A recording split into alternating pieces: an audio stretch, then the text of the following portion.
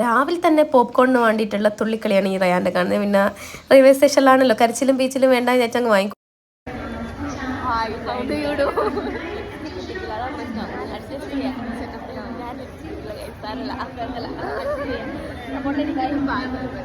അർച്ചനെ കണ്ട്, അർച്ചന കലാൻ എൻ്റെ ഫ്രണ്ട് ആട്ടോ. അർച്ചനെ കണ്ട് ടാറ്റ ബൈ ബൈ ഒക്കെ പറഞ്ഞത് അപ്പോഴത്തേക്ക് നമ്മൾ ട്രെയിൻ എത്തിയിട്ടുണ്ട്. ഇനിയിപ്പം നമ്മളെ സീറ്റ് കണ്ടുപിടിക്കണം. അപ്പോൾ നമ്മൾ കുറച്ച് മുന്നോട്ട്, അപ്പോൾ ഇനി ബേക്കോട്ടേക്ക് ഓടണം. അങ്ങനെ ഫൈനലി നമ്മൾ നമ്മുടെ സീറ്റ് കണ്ടെത്തിയിട്ടുണ്ട്. ബഷീർക്കയും കൊച്ചൊക്കെ ടാറ്റ ബൈ ബൈ പറഞ്ഞു പോവാണ്. ഭയങ്കര ആവേശപോലെ മുഖത്ത് കാണാനുണ്ട്.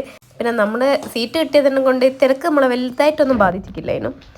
അപ്പോൾ നെച്ചുവിൻ്റെ പെരുമ്പാവൂർ കഥയിലെ സ്ഥിരം ഐറ്റമാണ് ഈ ഉഴുന്നുവട. ഞാൻ ആദ്യമായിട്ടാണ് കഴിക്കുന്നത്. നെച്ചു എപ്പോഴും പറയുന്നുണ്ട് നല്ല ടേസ്റ്റിയാണ്. ഓൾ പെരുമ്പാവൂർ എപ്പോഴും പോകുമ്പോൾ കഴിക്കാറുണ്ട്. അങ്ങനെ അതൊക്കെ കഴിച്ച് ഒന്ന് ഉറങ്ങി എണീച്ചപ്പോഴത്തേക്കും നമ്മൾ തൃശ്ശൂർ എത്തിയിട്ടുണ്ടായിരുന്നു. പിന്നെ റയാൻ നല്ല ഓർക്കാണ്. റയാൻ ഒരു കോട്ടയം ഒക്കെ എത്തിയാണ് എണീച്ചത്. പിന്നെ ഒന്നും കഴിച്ചിട്ടില്ലായിരുന്നു. എന്തെങ്കിലുമൊക്കെ കഴിക്കാൻ പറയുമ്പം കഴിക്കുന്നില്ല.